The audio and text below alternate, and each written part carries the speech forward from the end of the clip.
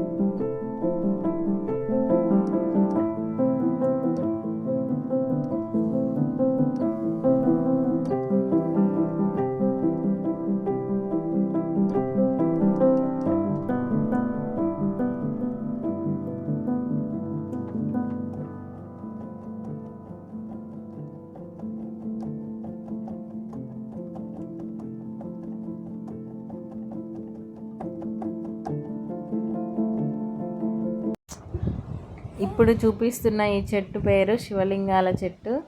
ఇప్పుడు దీనికి పూసిన పువ్వుని చూపిస్తాను పదండి. చూసారా, లోపల శివయ్య ఉన్నాడు, దానిపైన నాగపడగలు శేషనాగు ఉన్నట్టు ఉంది గైస్.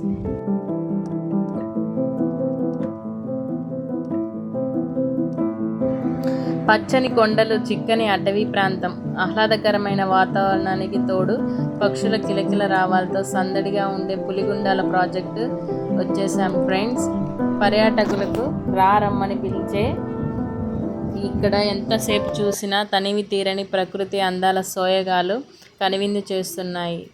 ఇది పెనుబల్లి మండలం బ్రహ్మకళకుంట గ్రామ సమీపాన అటవీ ప్రాంతంలో గిరిజన రైతుల భూములు సాగు అవసరాల నిమిత్తం కొండల నడుమ పులిగుండాల సాగునీటి ప్రాజెక్టు నిర్మించారు.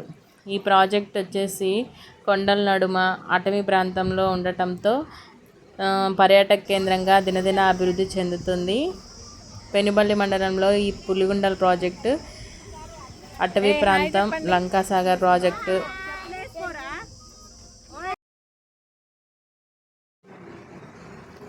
రెండేళ్ల క్రితం ఈ పులిగుండాల సాగునీటి ప్రాజెక్టు వద్ద పులి జాడలు సీసీ కెమెరాల్లో నమోదు కావడంతో ఇక్కడ వన్యప్రాణుల సంతతి అభివృద్ధికి కూడా అవకాశాలున్నాయని చెబుతున్నారు. తద్వారా పాపికొండలు, ఇతర ప్రాంతాలకు వెళ్లాల్సిన పని లేకుండా వారాంతాల్లో జిల్లా వాసులు సరదాగా గడిపేందుకు ఈ అటవీ ప్రాంతానికి అందుబాటులోకి వచ్చినట్లు అవుతుంది. ఇక్కడ పాలపిట్ట పేరిట వాచ్ టవర్. ఇక్కడ అలానే మనము ఉండటం కోసము కాటేజెస్ ఉన్నాయి. నెక్స్ట్ టాయిలెట్స్ ఉన్నాయి. ఇలాంటి వెహికల్స్లో మనల్ని ప్రాజెక్ట్ వరకు తీసుకెళ్తారు. మొత్తం ఫారెస్ట్ అంతా మనము ఈ వెహికల్లోనే వెళ్ళాలి. మంచిగా ఉంది క్లైమేట్ అయితే. కాకపోతే ఈ ఎండల్లో వెళ్తే గైస్ ఇంకంతే సంగతి.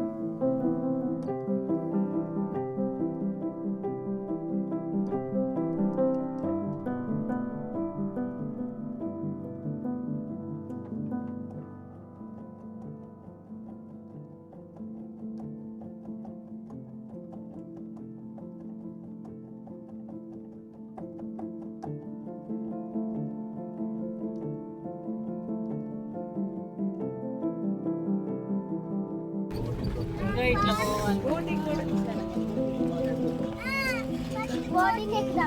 వెళ్దాం.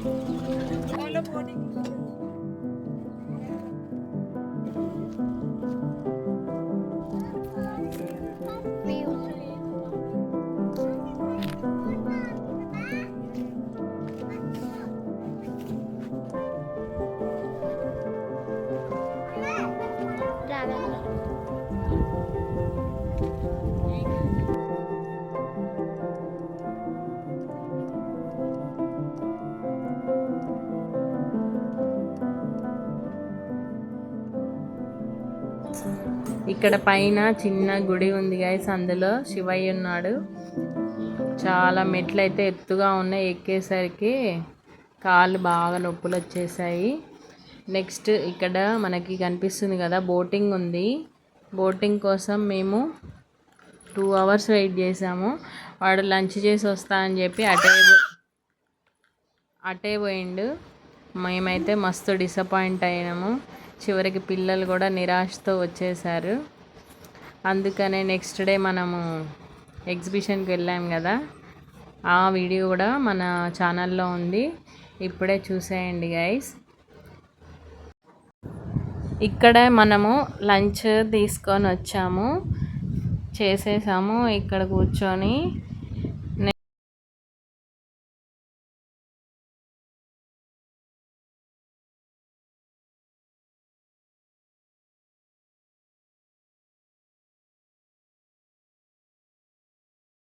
ఇక్కడైతే మంచిగా గోపురాలు లింగాలు మొత్తం ఉన్నాయి.